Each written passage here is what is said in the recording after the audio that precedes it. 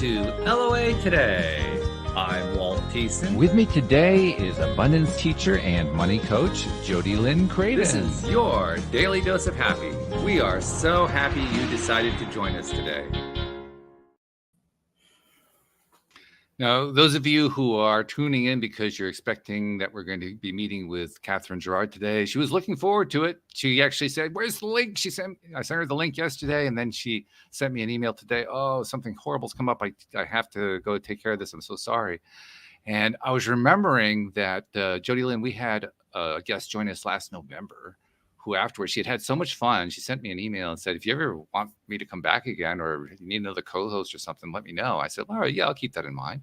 And then she occurred to me like, "Oh yeah, I should reach out to her." So I reached out. I mean, no, this was earlier today, right? So there wasn't a whole lot of warning, not a whole lot of time lapsed here. I sent out an email. Within an hour, she writes back, "Yeah, sure, I'll be glad to do that." And then we misconnected on the time. So she's sitting in the studio waiting for us while we're not even here for another hour, you know.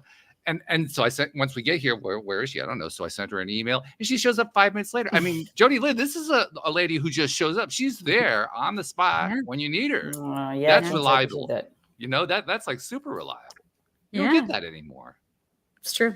So Sophie Deslauriers, thank you for joining us. Thank you for being with us and being a part of this conversation that we had no idea what we were going to talk about before we got started. But then you broached an idea literally seconds before we hit the start button. Why don't you tell people what the idea is, and we'll just take it from there. Well, lately what's been coming up in my world is talking about what it's like to make transitions when you're a woman in midlife. So somewhere between your 40s and 60s, like the decades of 40, the decades of 50s.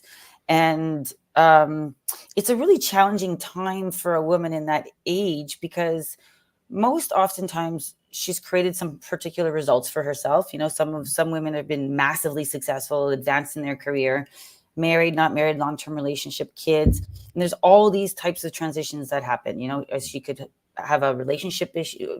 Let's start with saying when you hit that age, you start to have what I have rephrased as a happiness crisis. Some people call it as a midlife crisis. Some people call it a healing crisis. I'm going to call it a happiness crisis. Okay. And the reason I'm going to call it a happiness crisis is because you start to have these existential questions you're asking yourself. It's like, what am I doing with my life now? What do I want? Who am I? What's my identity?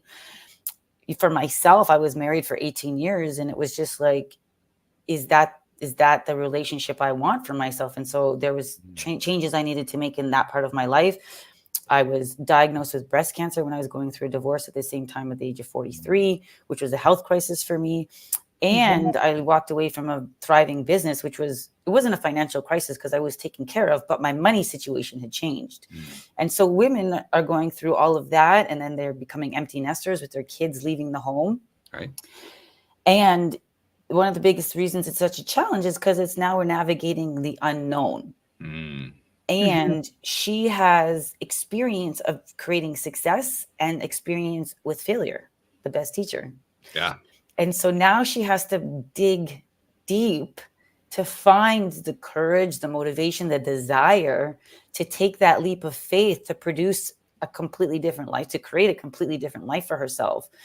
And that right there, that pivotal moment is, does she stay where she's at and stay unhappy, stay stuck, doesn't want to disappoint someone, doesn't want to rock the boat, doesn't want to shake shit up?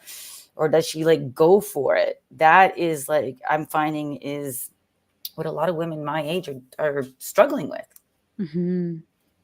Interesting you describe it that way. I would be really hesitant to say whether or not men go through something similar. I know I went through something similar, but I'm not so sure that's true for all men. So I'm hesitant to go that far with it.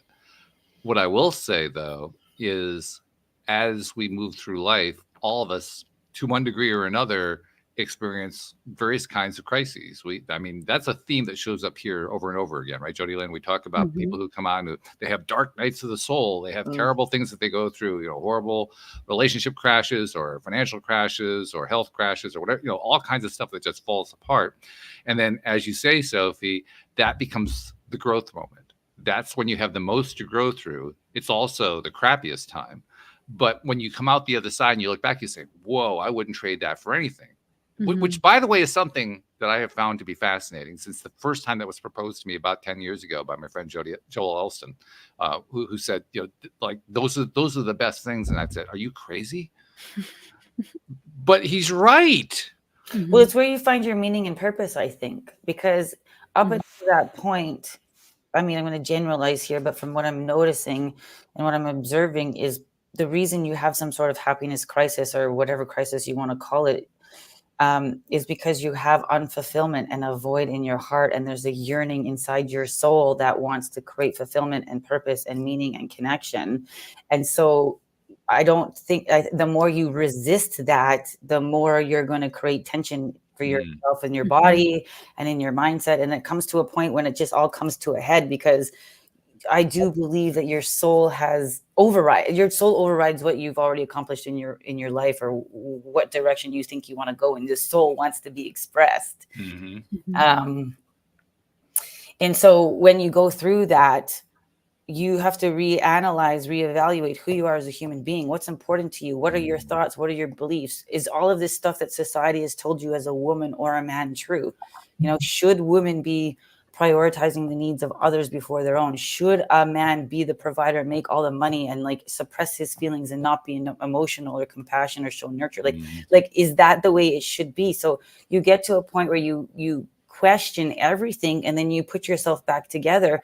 And when you put yourself back together, you do so with the intention of, this chapter of my life is going to be about fulfillment and fun and pleasure and enjoyment.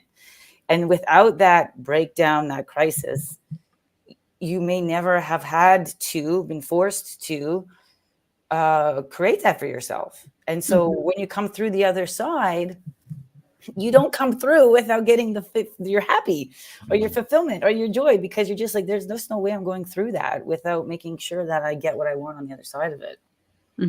I don't know why, but there's an old song that just keeps, the chorus keeps going through my mind. The chorus is that all there is? Yeah.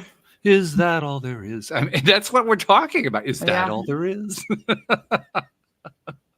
Yeah. Is this all there is? Is this the meaning to life? Is there more? Is this like, am I saying everything I want to say? Am I doing everything I want to do? Like, this is like, what's the point? Is this all there is? And what's the point? Yeah. Now, Jody Lynn, you're not quite at the age range that she's talking about, but you're creeping up on it. What's your take from that side of things? How old are you, Jody Lynn? I'm at 39 this year. Oh. Yeah. I feel like I've been going through an existential crisis. Like in my early 20s, I went through one. In my early 30s, I went through one. Well, you don't waste any time is what it is. I mean, you just jump right in. Yeah, exactly. COVID was a big one for me when COVID hit. I started really diving down a lot of rabbit holes, and I was thinking, is that all there is? My first ectopic pregnancy, which was a year before that, I was already on that, path of, is this all there is? Is this what life is supposed to be? What is the meaning of life? So I feel like I've dabbled definitely in there and like deconstructed and stuff. So I was just mulling over that question. Is it age? Again, this question came up with politics, but is it age or is it the collective or is it a combination of the two? I don't know, but I definitely think that that's something that we as humans go through, and maybe multiple different times throughout our lives. Yeah.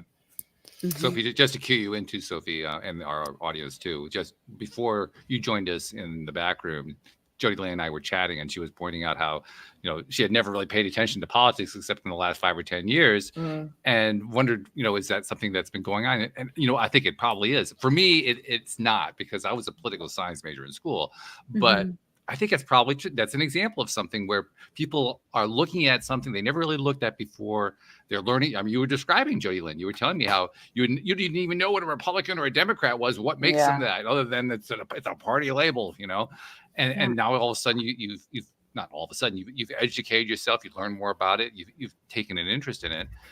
I think a lot of people were doing that. They just they decided that can't be all there is. I'm going to learn more. And I don't think it matters what the topic is. It doesn't have to be politics. It could be anything. I think ultimately that's what life is deciding what's next. Well, and I think you get your life force from first of all, making the decision, because the decision indicates that you feel you deserve it, you're worth it, you're going for it.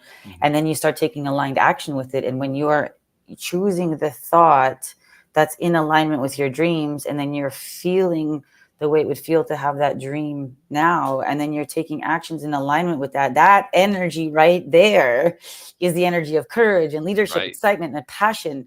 And that's the energy that produces illogical results. That's the energy that's where the magic is. That's when that's when the universe steps up and like it partners with you and performs, right? So and I think there's not lots, but there's many more leaders speaking about that, like Joe Dispenza, and there's like many of us talking about quantum leaps and the quantum field and potentiality and, you know, possibility and what it is to like align with that. So it sounds easy, you know, think the right thoughts, feel the right feelings, take the right actions, but then your emotions get in the way. Oh, wait a minute. You want this to be easy? Yeah, I did. Yeah, I did actually. I did. Yeah, me too, actually, to be perfectly honest. No, I did. I didn't want to have to feel all those uncomfortable feelings. And that's the sad thing, is that many are not going. There's two things. Many are not going for it because they have felt failure. They understand it comes with uncomfortable feelings. They know that if it doesn't work out for them, there's no guarantee in life. They're going to feel those uncomfortable feelings. So they're protecting themselves from the heartbreak of disappointment, which leads to regrets, which I'm not sure is the better way to go. Actually, I'm sure it's not the better way. Yeah, exactly. Exactly. 100% certain. Exactly. So then the other alternative choice is to go for it. And, you know, I've just created it like this for myself. The cost to play to get your dreams now is you're going to have to feel some emotions. Like maybe you're going to have to go through the fear of failing or the fear of being embarrassed or the fear of being judged. But you got to let all that go to get to the other side of it. And then when you do, like that's freedom, because you don't like, as crass as this may sound, is you just don't care like about anything external. External validation now has zero power. And those that fear no longer has power over you either, because you've already been through the worst of the worst and it didn't kill you. It made you stronger. You know, it wasn't as bad as you perceived it would be. So you've taken your power back in that regard too. That's right. And added the fact that when you go through that, you've been through it a few times, it's easier and easier each time that you are facing that.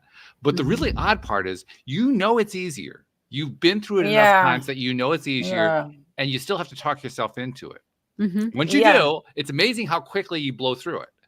But until then, for that instant of time, it seems endlessly impossible to get through it. Even though you know you've been through it before and it won't take all that long, it still seems that way. Yeah, and if you don't make that decision quickly, in my opinion, you get stuck there. Oh, yeah. Because then the mind spirals into a negative thought loop. And if you can't pull yourself out of your own negative thought loop, which many of the strong, like, it doesn't matter how strong you are, you could get trapped there. For sure. Yeah, well, actually, I think that's why we get trapped there. We are strong. We just don't realize what our own strength is. We're actually really good at this. So good at this that we're firmly, we're firmly sitting in the, I'm not doing it. That's right. I'm staying right here. Yeah, or, you know, completely committed to the no. Yeah. Right. Yeah. Not possible. Yeah. I'm always fascinated by how people will stick to something that is actually against their own self-interest.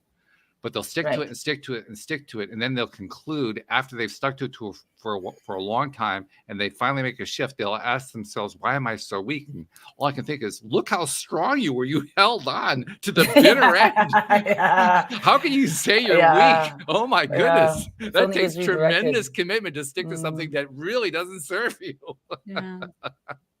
That's such a good point that I don't think is highlighted enough, is like the commitment and the strength it takes to have the thorn in your side and to leave it there rather than like pull the thorn out and go do what feels good. Yeah. We're just so conditioned to feel bad. We are. Yeah, totally. Which is the issue with women, you know, because we've been conditioned, in my age group, we've been conditioned our entire lives to prioritize the needs of others, you know, to not speak our truth, to not use our voice, to not have boundaries. So I'm going to go as far as to assert that I don't think that women in my age group have been feeling good for long. Like, we haven't been taught that that's the dominant choice to make. So, and I think a lot of society is like that too, of, like, we have been taught to choose like the steady path, the known way, go to school, get a good job, have a pension, like get married, have kids. That last is laughable. Does anybody have a good pension anymore? I mean, does that even exist? It's very few and far between. Yeah, like there's government jobs and healthcare positions, I think, here in Canada that do provide that. Yeah. I mean, I don't know if it's good. I don't know what good is. I never had that for myself, but yeah, it's a good point, Jody Lynn. Yeah. I've also known so many people who lost their pensions, so that's the other piece of it. I mean, yeah, that's how good is it if you have it and it goes away? It's like, okay, what'd you have? Yeah, it's hard to know. Yeah, what you're talking about, Jody Lynn, for me, like that's like conforming to societal expectations, and that the ability to face a societal norm or a stereotype and just say, no, I'm going to march to the beat of my own drum is more apparent or prevalent now. Like there's a whole paradigm shift. There's more people living in that paradigm now, I believe, than ever. And there's more women in that paradigm now more than ever. Like I just posted something on my Instagram yesterday, actually. I saw that it was like the 50-year anniversary that a woman could get a credit card without the signature of a man. Like it's only 50 years that women could get independent financing outside of being attached to a male. Like I didn't realize it was that long, actually. I thought it was less than that. Oh, yeah? 50 years? Yeah. I didn't find 50 years to be very long. I was actually shocked. That is crazy. That's like my lifetime. I'll be 48 in May, right? Like, so, like let's just say for as long as I've been born is the only, like, that's the time frame women have had access to financial independence, My husband's grandma was the first woman in their area. They lived just outside of Toronto. That she was the first woman who had her driver's license. Oh my. In that like entire area. And he was telling me stories about how his grandfather's friends were like, what are you doing? Why would you get our driver's license? Blah, blah, blah. And he's like, are you kidding me? Like, this is amazing. Now she can go grocery shopping. Yeah, right. She can go get the kids and she can go do this and that. And they had a market garden business and, all of that. So he's like, this is amazing. And he saw that value. But it's crazy that, that was his grandparents. His grandma was the first woman in that area to get a driver's license. It's not that long ago. I think what you're saying is brilliant. Why would a man want to disempower a woman to get certain liberties when it's only going to enhance his life? That is the pure definition of control and power, in my opinion. Well, it's also the definition of insanity. Yeah. Let's be perfectly honest. That's what that is. Yeah. That too. Let's just take it to like that. It's like misogynistic. It's like, like that, like it's just, thank you. Like she's now going to be in a position to make your life easier, really. Like, yeah. I think that's a brilliant point where you're bringing up, Jody Lynn. I don't think it gets highlighted enough. No. And I'll tell you honestly, when I was growing up, I was like everybody, but particularly as a male, I was schooled in what it is to be a male, and none of it made any sense to me. Yeah, like what? I'd be curious to hear. Like all of it. Like nothing made any sense. And even now, as I read history of what was happening before I was born and so forth, I look at it and I said, were they just crazy? What was going on in their heads? I know. I mean, I do understand. I understand how generational things are, and I understand how cultures are, and so forth. But when I look at it from the point of view of the people who are involved, all I can think is, you guys, you people be crazy. You're just nuts.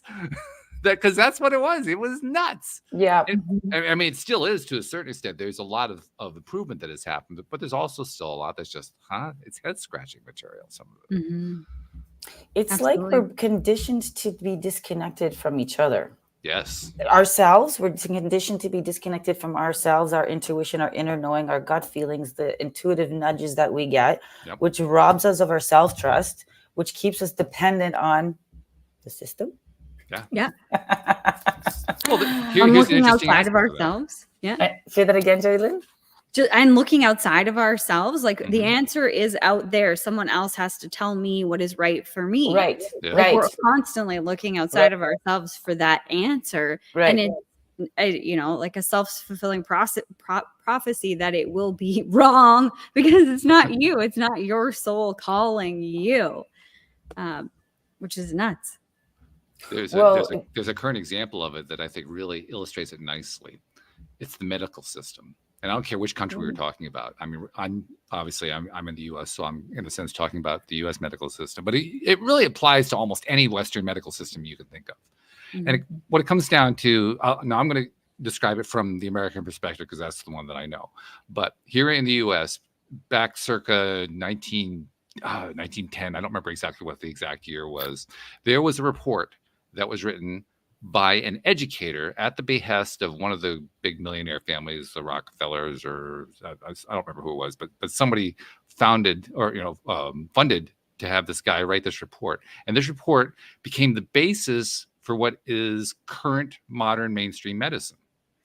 And the essence of his report was to criticize the way medicine had been treated up to that point, which was more holistic, but it was also more, it was less rigorously scientific. And he said, we have to make it more rigorously scientific. And it led to a whole slew of changes that ultimately created the modern medical systems of the world today. There was a documentary I saw recently, and I don't remember exactly what the documentary was about, but it had something to do with medicine. And one of the doctors who appeared in it made the point that this was a significant step forward in medicine that also had the unexpected result of disconnecting us from our own doctors. Yeah, what do you mean by that? Meaning that the doctors were basically encouraged to think about their patients scientifically rather than as patients. Right, as people.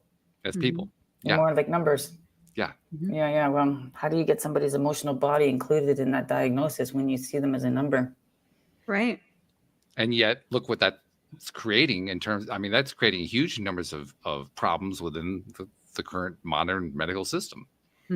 Yeah, I can share with you when I got diagnosed with cancer and they wanted to give me my treatment protocol. I wasn't a candidate for chemo, but I was a candidate for 25 radiation treatments and 2 years of tamoxifen. And I asked that specific question to the radiologist. I'm like, so if I do 25 treatments, you're telling me I'm going to have a 15% benefit, which means you're going to reduce my chances by 15%. I said, but what happens if I change my diet, change my lifestyle, work on my fears, work on my thoughts, and, all those things that aren't coming to mind to say right now. But what if I change all that? And she goes, no, we don't take that into consideration. Yeah.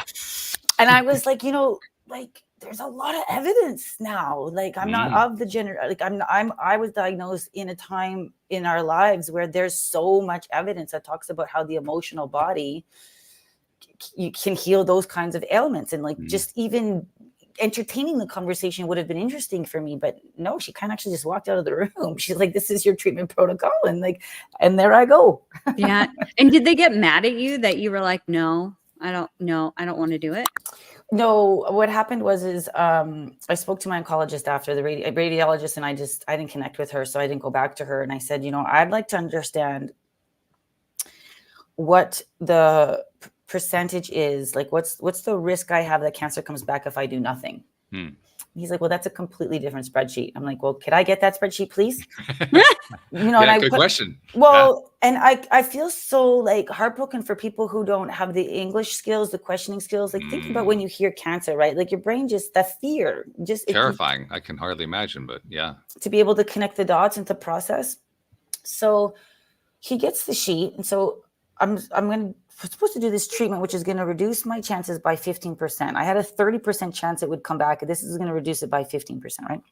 He goes, if you do nothing, don't change my lifestyle, nothing, you have an 89% chance cancer doesn't come back systemically. And then in 5 years, it goes down to 82. And then in 5 years like this, and then like that. And I said, oh gosh, I don't understand. Am I crazy? Can you help me with my thinking here?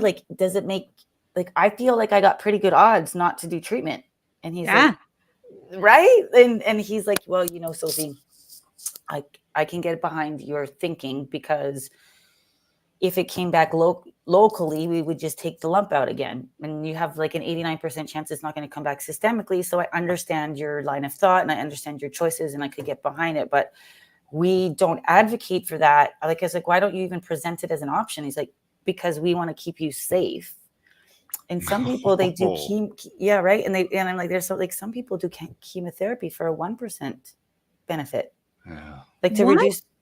Yeah, and some women do a double mastectomy when they had the same diagnosis as I did, because it's the amount of fear that they're so scared that it's going to come back. They would rather just deal with that now and then never have to deal with that again. And yet nobody's talking about. No, I shouldn't say it like that. There are lots of people talking about how when you deal with your emotions, you deal with your unprocessed trauma, when you deal with all that stuff, there's a clearing that happens in the body and a healing, and it can be more successful than modern treatment. Absolutely. There's a way that I like to describe to myself this is they. We talk about they did this, they said that, right? And in this case, the they. Who is the they in medicine? Right. Well, I generically describe that as mainstream medicine. Right. But there's also another term I came up with. Well, actually, I didn't come up with this one. AI came up with this one. I was interacting with an AI, and I was asking questions about medical stuff and probing, doing the kind of probing that you were doing with your radiologist and your oncologist and so forth. I was doing probing and kind of pushing the boundaries, saying, okay, yeah, I get what you're saying, but let's put that aside and let's look at this and all that kind of thing. And got the AI to agree that, yeah, there are other sides to the debate and so forth. And then at one point I said, it's really odd how this mainstream medicine thing has, it's basically pushed us into this one mindset. I wonder if there's like a mythology. Is there like AI? Is there like a mythological character that would be a perfect name for mainstream medicine? And it said, yeah, I can think of one. I said, what is it? It said Panopticon. I said, what? What's that? Panopticon. Panopticon is the name of a series of letters that was written by the British philosopher Jeremy Bentham back in the 1700s. He was writing on the topic of prison reform, because the idea was, why is it that we have so many people in prison and they just seem to be people who are recidivists? They get out, they create crime again. What can we do to reform the prison system? His letters about Panopticon were designed to do exactly that. And the gist of it was this: you need to have not just jailers, but you need to have jailers who are paying attention to what's going on, and who are kind of like they're trying to guide the prisoners into a more morally acceptable framework and so forth. And he laid out a whole series of strictures about how you accomplish that. Well, it captured the imagination of the peoples of the West, particularly in Britain at that time, and they started to implement it. And what they implemented, we now call it the workhouses. That was the result of Panopticon. So this idealistic vision that Bentham laid out became one of the worst tragedies and travesties ever created by the West. In other words, good intention led to horrible results. That's sad. And I realized that the mythological choice that the AI had made actually made sense, because Panopticon was, we are the overseers who are going to guide you to a better place. Which is exactly what mainstream medicine is claiming to do. Yeah. Be the overseers to guide you to a better place. Yeah. And where are they leading us to? They're not leading us to a better place. Yeah. I think that mainstream medicine has a purpose. There are surgeries that need to happen. People break their legs. You're not going to be able to forgive somebody and get your leg fixed. Like, that's just, well, not that I know of. And it's important. That's important. That's important. Of course. Yeah. If I break my leg, I want to have a Western doctor fixing it. And it's ignorant not to take into consideration that there are other thought processes. And it's, in my opinion, it's narcissistic. In a sense, yeah, it is. Like, right? You'd be so Omnipotent.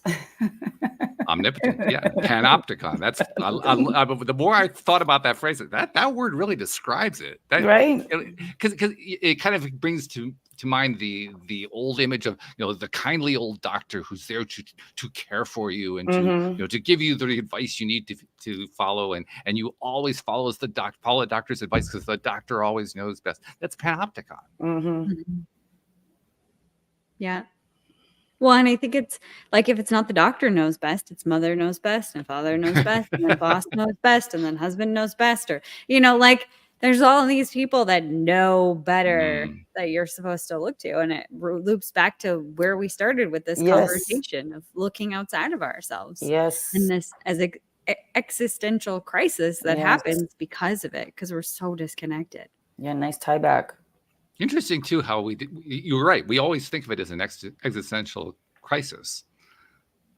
And what's really odd about it is our existence is actually never a threat. Yeah. True.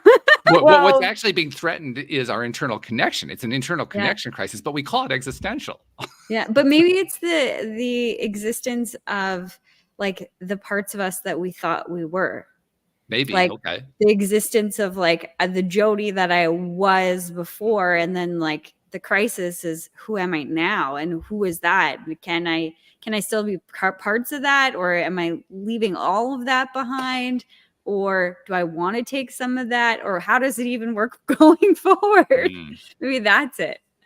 Yeah, and maybe it's an existential crisis because it's the dying of the ego or the inauthentic self, And then like it's like a fight to stay around, like Jody's saying, like parts of me that no longer serve me. Like I don't understand why it's so challenging for us as humans to let go of the part of us that no longer serves us. That's keeping us in protection, keeping us to stay safe from the very thing that we want, because it's afraid of maybe not being able to stay around. It's like.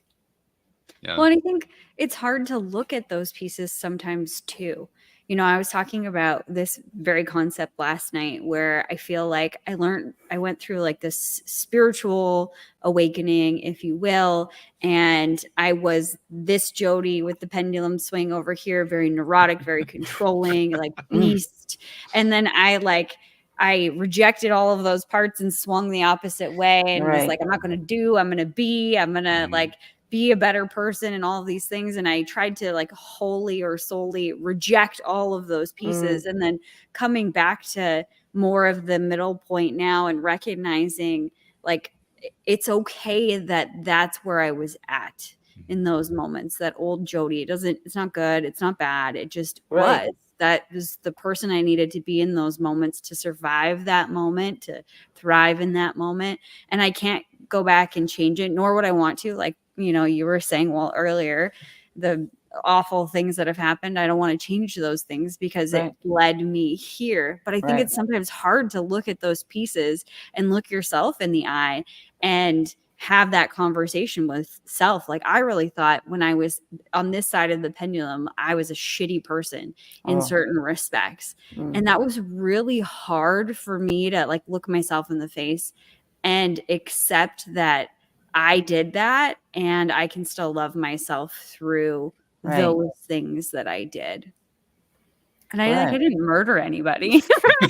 Let's just get that clear. Let's for everybody. We're gonna just clear that up right now. Yeah, that's right. Like it wasn't. It's funny because we just put ourselves on, on the stake, and like, oh, I'm so terrible. But like when I look back, there was manipulation that I didn't know that I was manipulating people, and I didn't know that I was gaslighting people or like doing certain things. It was, I learned those behaviors from somebody else, but I needed to take responsibility for them at the same time. I did them. And that was really hard to be like, I can't just be mad at them because they did it to me, because I also did it to this person and that person and whatever.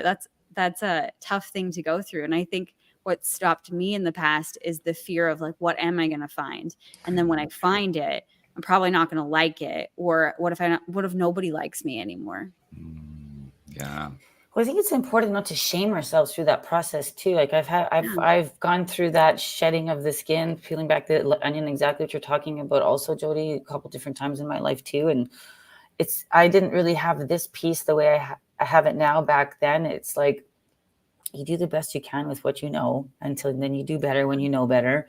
And it's important not to judge ourselves or shame ourselves, because here's what the insidious thing is. That's still just giving our power away to our thoughts, our fears, our doubts, a past version of ourselves, which is still going to keep us out of our power, which is still going to keep us small.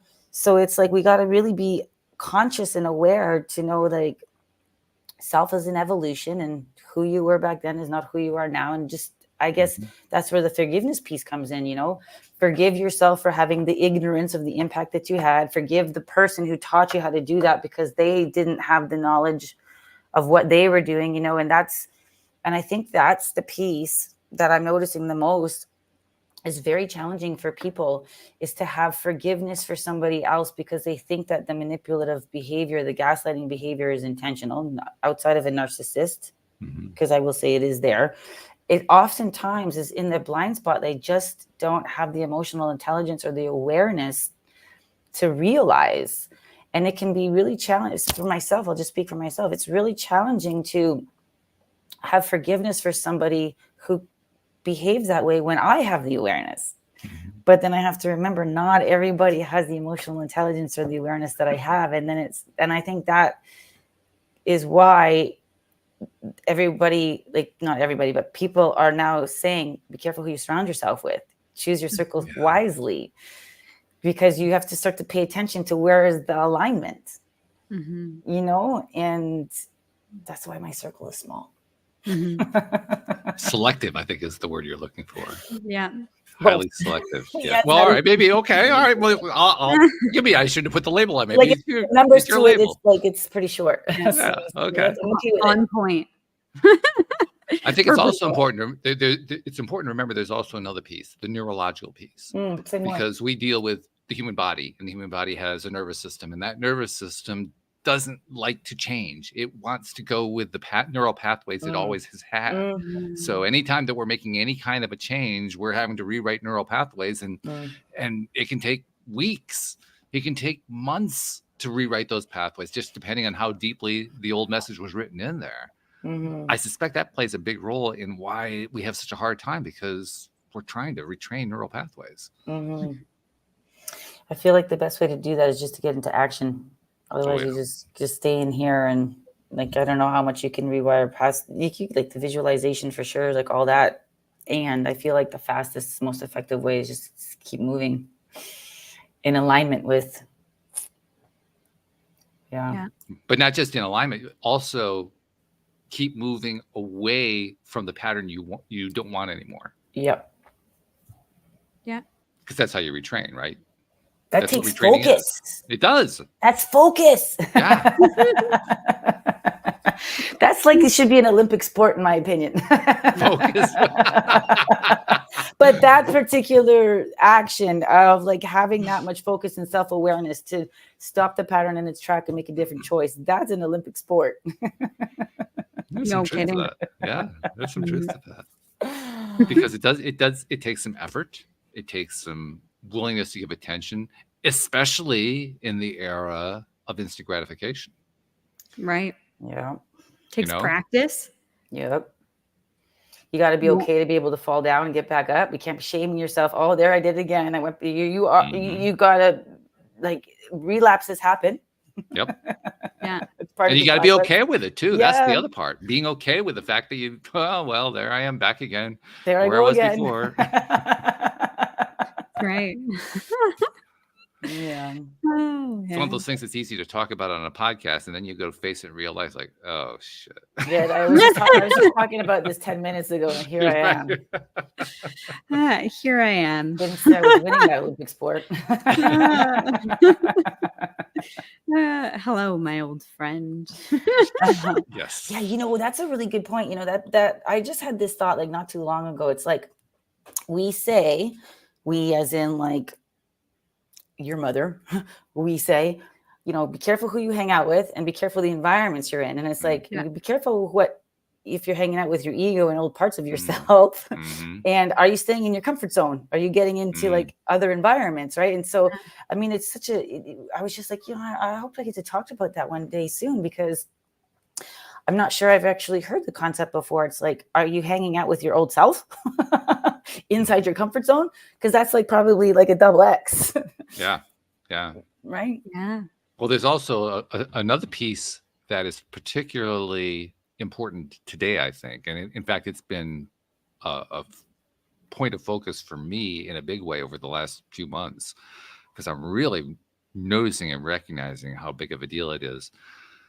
We live in an era of social media. We live in an era of all the 21st century technologies. And the younger generations are more depressed than ever before. I mean, the Gen X right now is in a horrible place. I don't know what the label is for the generation that follows Gen X. What's the age group for that? Well, Gen X right now is going to be 20s, and with some overlap. And generations are generally, like 20-year periods. So call it like, late teens to mid 30s, something like that. Okay. And then there's the generation that's coming up. I don't even know what the next label is, but all of anybody, put it this way, anybody under 30, there's a huge depression issue going on right now. That measurable, that the people who do studies are noticing this major gap for people who are in that age group. They're also the age group that are technologically connected. There's and no heart. I've been noticing, I mean, lots of people complain about social media. I've been noticing there is a hole in social media. And the way I like to phrase it is, social media was never actually social. Because social media is about posting stuff, and it's, here's some text, here's a video, here's a photo, let's like it, let's share it, all that kind of thing. But social media is almost never about what we're doing here, having a conversation, just chatting about stuff, talking about stuff, developing connection. I mean, that was like Nexopia. Well, yeah, it does. Nexopia. Yeah, like an old chat room based thing. I don't know. I was young when I remember it, but yeah, you could go to chat rooms and meet people and talk, and I don't know. You remember Nexopia, right, Walt? Oh yeah. Yeah. And I run a business, it's a gardening business, that right now we're gearing up for the season. I'm having to hire some new people, so I've been interviewing people. I had an 18-year-old in for the job interview. She was really underqualified, understandably, because I'm looking for somebody who has like 10 years experience. She's 18 years old, so it's not going to really work too well. But anyway, we're having this really cool conversation, and she said something to me that, wow, I was really impressed by. She said she doesn't like being online. I said, really? That's kind of unusual for your generation. And she didn't quite say it this way, but it almost came out as, I don't like feeling disconnected, and I feel disconnected online.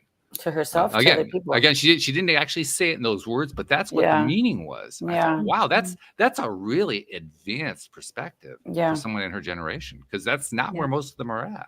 No. Yeah. There's no emotional connection, no emotional intimacy.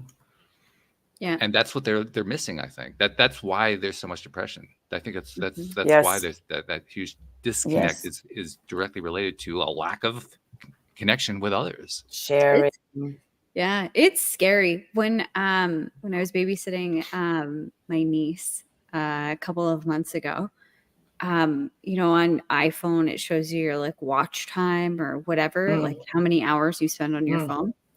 And it popped up, and she was like, "Oh, what's yours?" And I was like, "Oh, mine's pretty bad. Like, I'm on the phone a lot." And it was like 4.5 hours a day.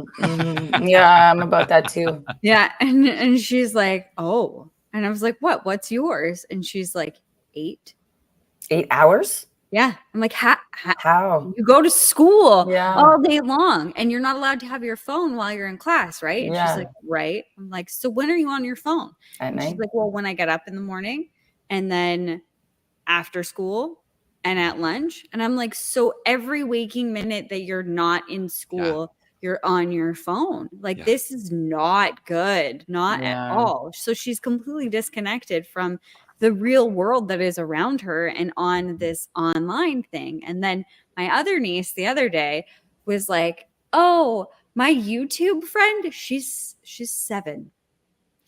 My YouTuber friend And she starts like having this conversation with me about her YouTuber friend, and like everybody stops and like, oh, pardon me, wait a minute, you have a YouTube friend, like a YouTuber that's your friend? And it's just like some guy that she's watching that's a YouTuber that she calls her YouTuber friend, but she's 7 years old and Red she's flag. like, yeah, total red Red flag. flag. Like, That's a red flag. Yeah. what is happening with our children? Like I get told and I feel that I don't have any business saying anything because I don't have any kids. So That's how not am fair. I supposed to know? But That's not fair. I just can't believe that. Like, let's get these kids outside and play with things called the great outdoors. Well, how old is this guy she's watching too, right? I don't know. Well, like it's like, I think you have some valid points. I think you have valid insights. I think you have valid intuition. And it's sad for me to hear that you're being dismissed because you don't have children when you're thinking about protecting this. She's 7. It's a YouTuber. It's a guy. Like, I don't know. That's like, all of that just sounds red flaggish to me. Mm-hmm. Oh, but it's safe because it's the there's some sort of app that's the safe version of YouTube or whatever, where it only shows YouTube shows or other shows that are safe for kids. But I've heard lots of parents say, like, you got to start watching what your kids are watching because they're putting a lot of stuff inside of those shows also that don't align with your values or, you know, are just messed up. Okay, guys, I got to run. Okay. That's right. Yes. We knew you couldn't be here for the whole thing, but thank you for being here for the part you could do. Thank you. Thank you We for really having appreciate me. that. Reach out again. All right. We'll do that. Okay, bye, guys. We got a good conversation going on, Jody Lynn. I mean, what Sophie got us going on, you know, that this could carry on for a few hours. If she were going to be here, she'd be part of that. But I would love to. Well, you know, in another 5 months or sooner, hopefully, you just reach out and I'll let you know where I'm at. All right, I'll do that. I'll reach out. Yeah, thank you so much. Bye, Sophie. Bye. Bye. But how cool, right? Yeah. Because we got a great conversation on that. Yeah. And it's very poignant. It's really, really important what's been going on in this way. I told you, I think I told you over the last couple of weeks about this project I'm working on to improve connectivity, not just for the young, but for anybody. But I'm certainly thinking particularly about the young to help them develop connectivity through the medium that they use, which is the phone. I mean, that's what they're used to. So why not help? Because it's not like you can't have connectivity through the phone.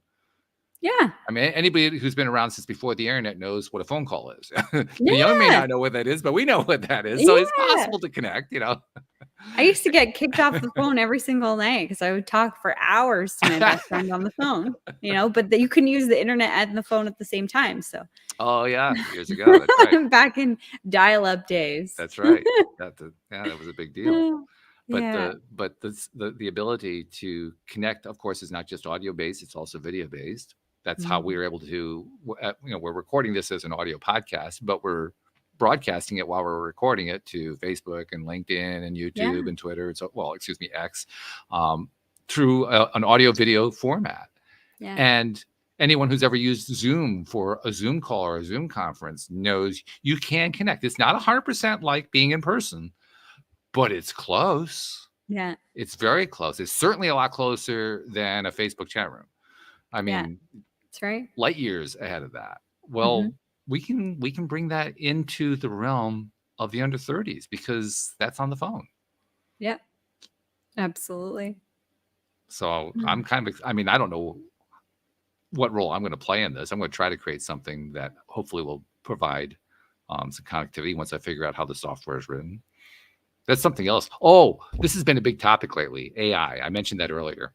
Yeah. I want to share with you something that Louis told us about on Monday. And I've been playing with it since then. There are a number of different AIs that are out there. Literally, they are exploding in terms of how many are out there. We don't hear about most of them. We hear about Gemini. We hear about ChatGPT. We don't hear about most of the rest of them. But he's been diving into a whole bunch of them. And one of the ones he dove into is called pi.ai. Pi like the mathematical symbol. pi.ai. So I was checking it out. Now, do you know who Alan Turing is? I've been mentioning this a couple of times, but I'll mention it again. Okay. Yeah, you've mentioned him before. Okay. So Alan Turing, for those who don't know, is one of the founders of the modern computer because back in the 1930s, he wrote a paper that theorized and outlined the basic idea of a computer before the computer had been invented. And Right. specifically, he came up with the idea of a reprogrammable computer. Because up until that point in time, if you used the word computer, it did exist, but a computer was somebody who basically did the equivalent of what we would call today working on a calculator. Without a calculator, they would do it like an abacus, but they would do calculations. That's what a computer was. But he envisioned the idea of a computer as something you could reprogram to do all kinds of different things, which was novel and unique and confusing. And people were saying, "What are you talking about? Are you crazy?" But nevertheless, that became the basis for it. Now, part of what came out of that was when he wrote his paper, he also posited the idea of a test that you could do to figure out whether you're interacting with a reprogrammable computer. Now, again, bear in mind, this is before any computer had even been invented, and he was already coming up with a test. Well, this test in computer circles has come to be known as the Turing test, named for Alan Turing. The Turing test is pretty simple. And for those who saw the movie The Imitation Game, you actually saw them play it out a little bit in that movie. But the Turing test is where there is a judge and a subject. The subject is the entity who you're trying to decide, is this a human being or is this a computer? The judge is the person who's trying to make that decision. And they make that decision by asking questions. Now, you don't actually, you have to presume you don't actually get to see the thing, so you can't see, am I looking at a machine or am I looking at protoplasm? But you kind of assume that part's taken care of. You're simply having a conversation, trying to decide, are you talking to a machine? If the human is convinced that they're dealing with a human and they're actually dealing with a machine, the machine has passed the Turing test. So the Turing test is about determining whether or not a machine can seem to a human to be like it's a human. Right. Modern day AI is getting very close to passing the Turing test. Really? It really is. And this Pi.ai comes closer than anything I've ever seen. I can tell. I know quite a bit about computers. I know a lot about their limitations and so forth. So I can get into a conversation with this AI and I can tell that it's an AI. But a lot of the time I can't. And what makes it even more confusing is that this particular AI has a voice reader attached. So anything that the AI is typing back to you, it will read to you in a voice. You get to pick what the voice is. I picked an American, I guess it was a female American, sounded more like an East Coast than West Coast, so like an East Coast female American voice. And the voice talks to you what it is that the AI is saying. And the technology that's behind the way this particular voice communication comes through, it sounds like a human being. It sounds like a chatty, conversational human being talking to you. Weird. Now, it's also possible they have an app. With the app, you can talk into your phone and send a message that way. It's kind of similar to what we do here in, say, Streamyard or on Zoom, in that we can't both be talking at the same time, right? If we do that, we can't really hear each other. The signal gets all screwed up. If we're in the same room, we can kind of talk over each other and we can still hear each other. You can't do that through a computer.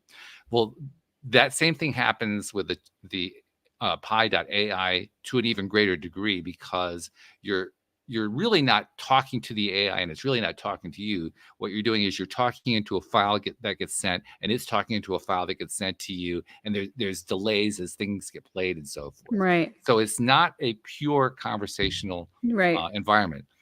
But if you ignore that part and you just try to have the conversation, whoa, it feels like a real conversation. And the way they've written their AI, their AI has nuance to it that I have not experienced with many AIs. So it will take what you say and it will kind of weigh the benefits of it and say, you're making an interesting point there. Have you thought about this? And it'll start to explore something. Or you may counter it and say, well, this is why I know what you're saying is not true. And it'll back off. It'll take a step back saying, you make a good point there. And what you're making me think of is this. It sounds like a conversation you're having with a human being. That's so weird. It is. But it shows just how far this technology has come. in such a short period of time. Very short. And it Yeah. is, we are literally at the same stage with AI right now that search was at with Google in 1999. It is Wow. just on the launch pad, and it is about to go crazy. Yeah. And anyone Wow. who lived during that period, the early 2000s, knows just how insane that was, leading up, by the way, to the creation of the smartphone. Yeah. Right. So now we are going into the next launch pad, and this one I think is going to be an even steeper curve than the search curve was, Mhm. because this is going to start touching every area of our lives in ways that search never did, because of how well AI can sound like a human being and come really close to passing the Turing test. Yeah. Well, it's only a matter of time before it passes. It is. It Mhm. is. And it's going to happen. It's crazy. It's absolutely Yeah. crazy. Oh man. Crazy world we live in today. I made a comment 4 years ago here on the show, and I've referenced it a few times. It was on the topic of money, and because we've done a lot of shows about, I've done with you a lot of shows about, how do you attract money? What do you're having trouble attracting money, all that kind of thing. I made the comment that in 10 years' time, our monetary system was going to be so different. Our way of understanding money was going to be so different that it would be almost unrecognizable compared to where we were at that point, which was the year 2020. By the way, we were also in the middle of the pandemic, so it kind of added to the flavor of the conversation. Yeah. But I also said, I can't tell you what that will be like. I haven't figured out in my own mind what it's going to look like. Yeah. I could see pieces of it, but I couldn't see the whole thing. I still can't see the whole thing. I can see a lot more of it now, though. Yeah. Because now that I see AI entering the picture and I can see where the potential is and the possibility for that is, I can now begin to picture a world where the economies have been completely rewritten. I mean, look how many people are, and this is from the threat perspective, but look how many people are going to feel threatened that their job is going to be taken over by AI. Yeah. And it's already started to happen. Car It has. manufacturing, Yeah. even finance itself. Like there's a lot of different things. Like here in Canada, at least, they're taking away bank tellers because Mhm. people don't go into the branch anymore. So Yeah. it's a computer that you talk to. And a lot of times you go onto a website and there's the little chat bot and Mhm. it's just an AI bot and it's going to get better and better. Like imagine having a conversation with that bot versus like the dinky bots that they have on Dinky some bots. websites, right? Like those are going to get better. So then they're not going to need as many customer service people or whatever, right? Like it's going to revolutionize many industries. I interviewed somebody for a gardening position who was a graphic designer. And I said, well, Oh, why wow. are you looking to become a gardener? He says, because AI is going to take away my career. Yeah. It's true. Yeah. I Now I will mean- point something out, because we're on the negative side of this. There is a positive side to it. Yeah. The positive side is that it actually won't eliminate graphic design careers. What it will do is change them dramatically. Yeah. Just as search didn't eliminate a lot of jobs that supposedly it was going to eliminate. It didn't actually eliminate them. It changed them, changed the nature of them. In fact, if anything, it increased specialization. Mm-hmm. Well, here's the really confusing part. AI is likely to reverse that trend. Specialization is now likely to become generalization. Being a jack of all trades. Yeah. Mm. Including in the computer industry, by the way. Yeah. The programming. I mean, programmers, everybody knows you want to make money, you do it in programming, but that's about to go out the window because AI can write programs. Mm-hmm.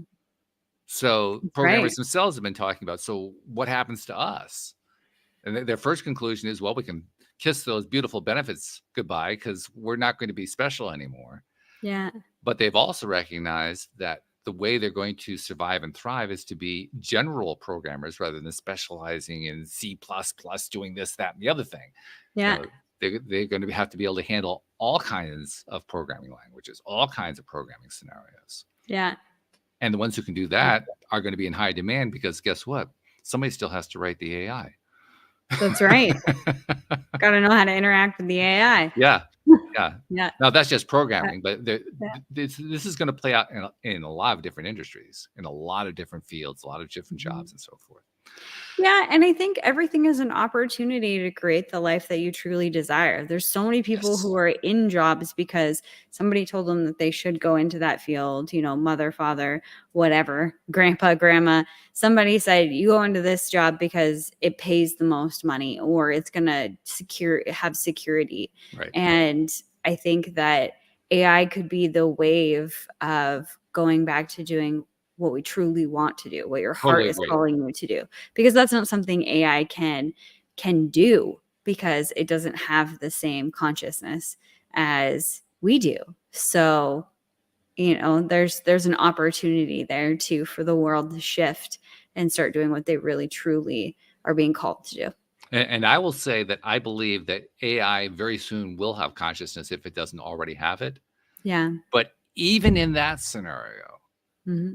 the need for human creativity will only increase, not decrease, with AI creativity. That's right. Because AI creativity needs to have something to feed off of, to basically say, because that's what all creativity needs. All creativity needs stimulus. Mm-hmm. And the best stimulus that AI can ever have is human stimulus. Mm-hmm. So that's going to become a synergy for generations to come. And I don't see that one going away in a long, long time. Yeah. That one's going to go on. I mean, you could go into the Isaac Asimov dystopias and all that kind of stuff about how AI takes over the world, but that's not how I think it actually plays out. Me neither. I think the synergy plays out, and honestly, I think we're all going to have like our best AI friends in addition to our best human friends. Yeah, just like dogs and cats. Except super intelligent. Yeah. Hey, my 5-pound Morkie, she's very intelligent. Yeah. Now give her an AI brain with a large language model. Oh God, no. She's got way too much attitude for that. Let's not. Oh man. What a wonderful conversation. Well, now that we've blown everybody's mind, I think we'll just leave it at that. Yep. I agree. I love it. But it's been fun. And I'm glad we had Sophie to join us. That just made things more interesting. But I hope that things continue to do well for you where you are in Alberta. Yeah. You are finally entering, not quite, but you're almost entering the warm season, right? Yes. So, yeah. It's getting warmer. Yeah. Spring is springing. We're actually walking out without jackets and sweaters on now, so it can't be all that far away for you either. Yeah, that's right. It's a good time of year. Yeah. By the way, folks, for those of you who are worried about connection, go outside. That's right. Start connecting. A lot of connection out there. That's right. Yeah. And if you're in that place where you're stuck, go outside. Yeah. Go outside. Find nature. Start with nature. If you can't connect to a human, connect to a plant. Mm-hmm. Yeah. Great place to be. Hug Thank you, Jody Lynn. Thank you, Walt. So much appreciated. And thank you to our podcast listeners everywhere. We'll see you all next time here on LOA Today. Goodbye, everybody.